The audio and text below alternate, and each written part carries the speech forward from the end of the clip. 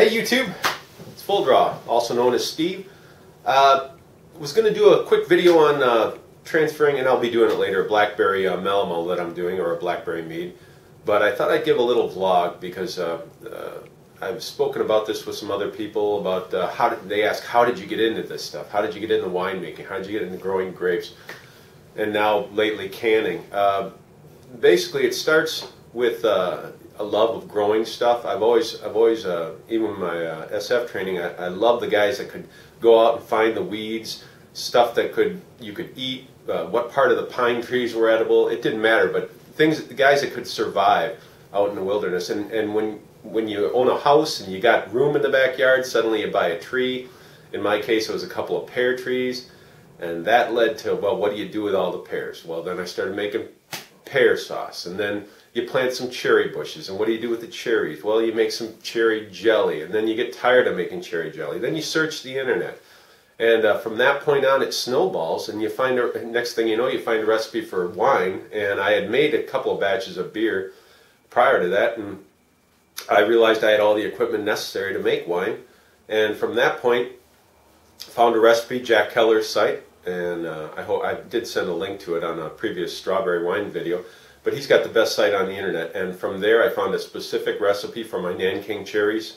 Hooked up with a chef that I delivered to, who supplied me with bottles, as long as I gave him a bottle when I was done. And he said, "You got to make more of this, dude." And from there I planted more things, which required more harvest, which required more recipes. And whether it's, I've got elderberry bushes in the backyard, I've got cherry bushes, I've got 7 different varieties of grapes. I don't have a lot of space, but that's the great thing about vines, is you can train them. I've got 2 different varieties of hops, and if you've watched my videos on the hops, you know that they grow a foot a day in the middle of summer, and 2 is plenty, believe me. It covers the back of my deck. But I got into winemaking, and my wife even was like, "Are you really going to do this?" And I said, "Yeah, well, I mean, I never really drank much wine. I always thought, well, it's kind of a snooty drink." But the truth is, you can make wine out of just about anything. If you've seen my videos on the how-to of making lilac flower wine, and it's really fun because there are no limitations. You can make spice wines, whatever. But anyway, that's how I got into it, and it kind of snowballs like any hobby, depending on whether you're really into it and whether you enjoy doing it. And I really enjoy making wine and beer, and as you grow more stuff, and as you start to learn what to do and what to process when you do stuff like gardening, or in my case, even in hunting. I love to bow hunt, aka full draw. What do you do with the harvest? I used to take it to a butcher. Then I thought, well, why can't I butcher my own? So I bought a book on butchering and making my own sausage, a book on sausage making. It is so easy, and I'll be doing a video on that soon. But I get about 3 to 4 deer a year. I used to get it with just by myself, but now I've got a 15-year-old that's plenty capable of taking down a deer, if you've seen the video. And she helps fill the freezer too. So now, the latest thing I've been getting into, and I've always been into canning, but mainly it's been high acid foods where you don't have to, there's certain foods that you can't do. You can't do meats. You can't do low acid vegetables. Well, I really wanted to get into that. So I bought a all-American pressure cooker. Recently came, and I'll be starting up some video series on how to do that. I really want to clear up some space in the freezer of the venison that I carry in the freezer every year, because you start to think, and not in a survivalist mode or anything, but you start to think, what if we lose power for a week?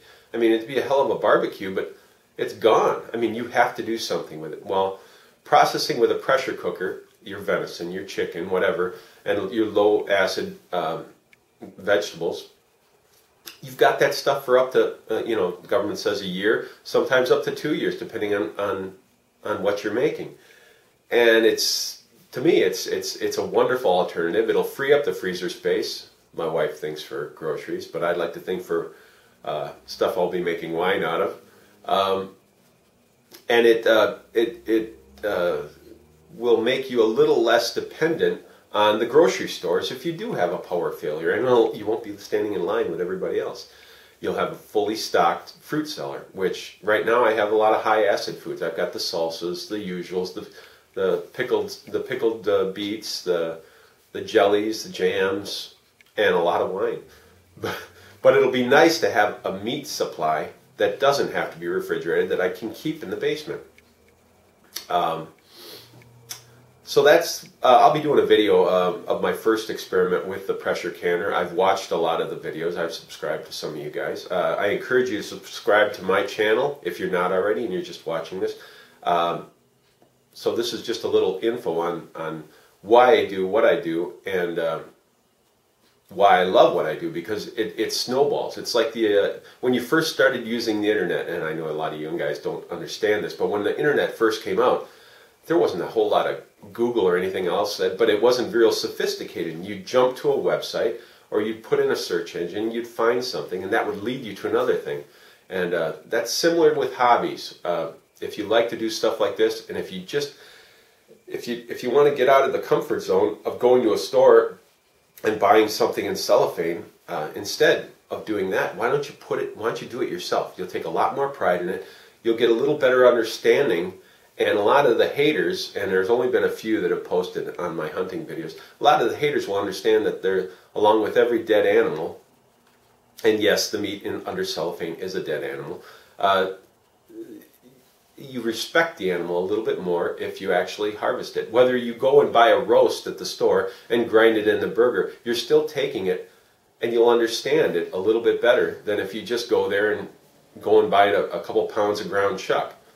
And I encourage everybody to get a little bit more self-sufficient and a little more reliable on yourself, because you know, when the crap hits the fan, that's really all you got is your friends, family, and yourself. And I'm not saying anything. I'm not some